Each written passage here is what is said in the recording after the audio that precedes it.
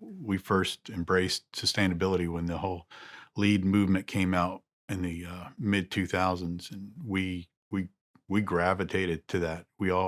All my partners became LEED accredited professionals. Since then, I think we've done well over 30 plus sustainable projects, and we became the guru of LEED and sustainability. It's when we see something that doesn't fit, you got to tell the client, this is not going to work. You won't get your return on investment on this, but it's good for the environment as well. So you need to really balance what you do. And we catch all that during our pre-construction process. So I've been in the business over 30 years now, and I look back at the buildings that I've built. I'm always proud driving around town saying, I built this, I did this, I did this. But I'm looking at my future here. How many more years do I have in the industry? Do I have 10 years? Do I have 15? I don't know. But a true success is looking at the buildings that we built that were sustainable, that we finished after we understood sustainability and understood the LEED concepts. Um, those buildings are still standing. And a true success to us is those buildings are still going to be standing in 30 years. As a company, when we look at those storms that happened a few years ago, it was a curse and a blessing in disguise. I think that there were a lot of lessons learned from those storms that Sarasota County government, Manatee County government, our local jurisdictions learned a lot about how they need to be prepared for these storms. I think that a lot of the flooding that did occur could have been prevented. And I do see them right now really preparing for the next big storm because it will come. And I think we're going to be a better prepared community.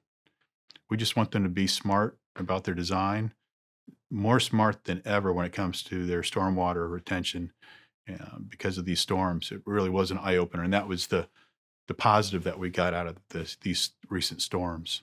I think that the designers are going to take a lot of consideration into what products they use, but they don't want the building just to survive after a storm. It still needs to be 100% functional when it's done.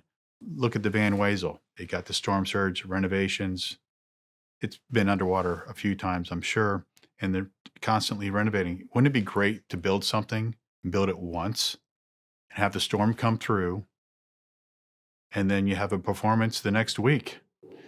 Moat hired me to build this building down in Summerlin Key. We don't travel outside our region, but when Dr. Crosby came to me, it's like, you're going to build this building for me. It's going to be sustainable. It's going to be able to withstand a hurricane impact. I'm like, okay, so you want me to build you a tank for coral research down in the Florida Keys. So in 2017, we completed a building down there. The name was called the Elizabeth Moore International Center for Coral Reef Research and Restoration. But the moral of the story is I designed it to withstand a hurricane force wind, and I'll be damned if a hurricane didn't hit it like a few months after we completed it, probably 6 months after completion. Irma hit it, a direct hit. Only building that worked within 60 miles either direction. The only one that had lights on. Selby was a whole nother fun experience because they took their sustainability to the next level, getting a pedal certification, which takes LEED and leaves it in the dust. It takes sustainability to the next level. It's actually a net positive, means it produces more power than it utilizes. The stormwater system that no one knows that's underneath the parking deck that's there under the Leaf project is enormous. It's like the analogy riding a wave. Everything we're talking about is like riding a wave. Either you're behind the wave, you're going to miss it. If you're on top of the wave, you're not quite getting it. But if you're riding the wave right and you're ahead of the wave, you will always be building what needs to be built for our future. If you're not in front of the wave, you're left behind. Those buildings will not survive. We have to be in front of the wave at all times and be forward thinking.